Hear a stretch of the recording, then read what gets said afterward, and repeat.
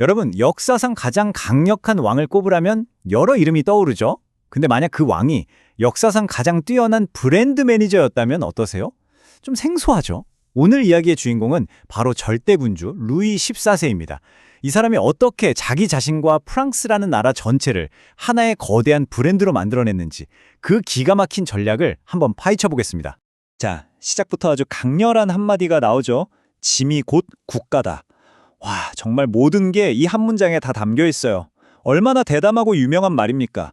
그의 야망이 어느 정도였는지, 그리고 우리가 오늘 파고들 이야기가 대체 뭔지, 이걸로 그냥 딱 정리가 되는 거죠. 루이 14세는 이걸 알았던 거예요. 강력한 나라를 만들기 전에 먼저 나라는 사람의 브랜드를 아주 강력하게 만들어야 한다는 걸요. 그래서 모든 것의 시작은 바로 태양왕이라는 아주 기가 막힌 페르소나를 만들어내는 거였습니다. 때는 1661년, 젊은 왕이었던 루이 14세가 궁정에 폭탄 선언을 합니다. 이제부터 재상은 필요 없다. 내가 직접 다스리겠다. 다들 깜짝 놀랐겠죠? 근데 이게 그냥 내가 다 해먹을 거야, 이런 단순한 권력욕이 아니었어요. 아주 치밀한 계산이 깔려 있었던 거죠. 나는 신의 대리인이다. 나 말고는 아무도 이 나라의 중심이 될 수 없다. 이렇게 스스로를 포지셔닝한 겁니다. 근데 왜 하필 태양이었을까요? 그냥 멋있어 보여서? 아니죠. 이건 별명 수준이 아니었어요. 정말 치밀한 브랜딩 전략이었습니다. 생각해보세요. 태양은 이 세상의 중심이잖아요. 모든 걸 비추고 생명을 주죠. 바로 그거예요.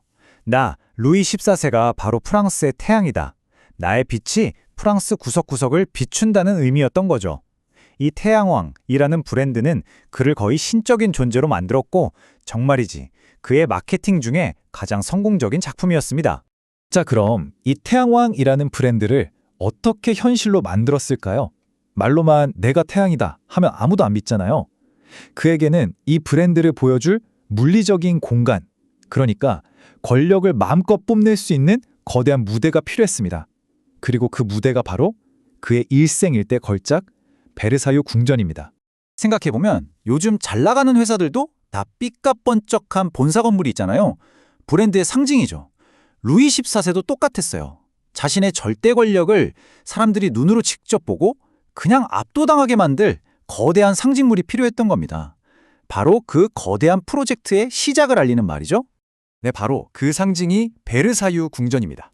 그런데 여러분, 여긴 그냥 왕이 사는 화려한 궁전, 그 정도가 아니었어요. 아니, 그 이상이었습니다. 사실 베르사유는요, 아주 정교하게 설계된 일종의 통제장치였어요. 누구를 통제하냐고요? 바로 그의 잠재적인 경쟁자들이었죠. 핵심 전략은 바로 이겁니다. 이름하여 황금세장 전략. 정말 기가 막힌 이름이죠? 루이 14세는 항상 골칫거리였던 전국의 귀족들을 전부 이 베르사유로 불러 모았어요. 그리고는 어떻게 했을까요? 매일같이 화려한 파티를 열어주고 복잡하고 까다로운 궁정 예법에 얽매이게 만든 거죠. 말 그대로 황금으로 만든 세장 안에 가둬버린 거예요. 이러니 귀족들이 자기 영지에 돌아가서 세력을 키우거나 딴 생각을 할 틈이 있었겠어요? 없었죠. 자, 이게 진짜 재밌는 부분인데요. 베르사유에서는 왕의 하루 일과 자체가 하나의 거대한 공연이었어요. 아침에 눈 뜨는 것부터 밤에 잠자리에 드는 것까지 모든 게 다 쇼였던 거죠. 예를 들어 르르 르베, 왕의 기상식인데요. 고위 귀족들이 왕이 옷 입는 걸 도와주는 그 영광스러운 자리를 차지하려고 새벽부터 줄 서서 경쟁했다니까요. 믿어지세요? 왕의 모든 순간이 공개되고 그게 곧 권력을 과시하는 의식이 된 겁니다. 왕의 하루가 곧 국가의 하루였던 거죠. 그의 브랜딩 도구는 여기서 그치지 않았습니다. 건축, 미술은 기본이고요. 심지어 발레랑 패션까지 동원했어요. 본인이 직접 발레 공연 무대에 올라서 태양 역할을 연기하면서 내가 바로 태양왕이다, 이걸 온몸으로 보여줬고요. 또 화려한 가발이나 남자들이 신는 하이힐 같은 거, 이게 다 루이 14세 때 유행한 거거든요. 이렇게 패션 트렌드까지 주도하면서 프랑스를 명실상부한 유럽 문화의 중심으로 만들어버렸습니다. 하지만 여러분, 이렇게 눈부신 영광에는 항상 대가가 따르는 법이죠. 이 화려한 브랜드의 이면에는 아주 짙고 어두운 그림자가 있었습니다. 지금부터는 그 영광을 위해 치러야 했던 엄청난 대가에 대해 이야기해볼까 합니다.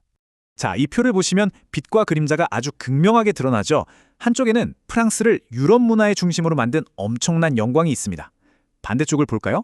그 영광을 위해 끊임없이 전쟁을 벌였고 그 때문에 나라는 엄청난 빚더미에 앉았어요. 세금은 치솟고 백성들은 굶주림과 질병에 시달렸죠. 심지어 종교적인 박해까지. 정말 짙은 그림자라고 할 수밖에 없네요. 그의 통치에서 가장 큰 오점으로 꼽히는 정책 중 하나가 바로 이거예요. 1685년에 낭트 칙령이라는 걸 폐지해버린 겁니다. 이게 뭐냐면 예전에 그의 할아버지였던 앙리 4세가 이제 우리 종교 가지고 싸우지 말자 하면서 신교도들, 즉 위그노들에게도 신앙의 자유를 허용해 준 거거든요. 그런데 루이 14세는 하나의 왕, 하나의 국가, 하나의 신앙이라는 기치 아래 이 관용을 그냥 없애버린 겁니다. 결과는요? 정말 끔찍했습니다. 수많은 위그노들이 박해를 견디다 못해 프랑스를 떠나버렸어요. 근데 진짜 문제는 이 사람들이 그냥 평범한 사람들이 아니었다는 거예요. 당대 최고의 기술을 가진 장인, 똑똑한 상인, 학자들이었습니다. 말 그대로 브레인 드레인이 일어난 거죠. 프랑스의 핵심 인재들이 경쟁국이었던 영국이나 프로이센 같은 곳으로 다 넘어가 버렸으니 프랑스 강제가 어떻게 됐겠어요? 정말 회복하기 힘든 큰 타격을 입었습니다. 참 아이러니하죠. 정작 본인도 말년에는 자신의 과오를 깨달았던 것 같아요. 죽음을 앞두고 다음 왕이 될 증손자에게 이런 말을 남겼다고 합니다. 나는 허영심 때문에 너무 많은 전쟁을 벌였다. 부디 나를 따라하지 말고 평화를 사랑하는 왕이 되어라. 평생을 태양처럼 군림했던 절대 권력자의 마지막 고백치고는 참 인간적이지 않나요? 자, 그럼 몇백 년 전 사람인 이 17세기 왕의 이야기가 오늘날 우리에게 무슨 의미가 있을까요? 놀랍게도 그의 전략은요, 지금 이 시대의 정치나 비즈니스 세계에서도 여전히 살아 숨쉬고 있습니다. 핵심 교훈을 몇 가지 짚어볼까요? 첫째, 리더에게 이미지가 얼마나 중요한지. 이건 권력의 핵심이죠. 둘째, 모든 걸 통제하는 중앙 집권적인 힘은 단기적으로는 효율적일 수 있어도 장기적으로는 위험하다는 것. 그리고 가장 소름 돋는 건 이거예요.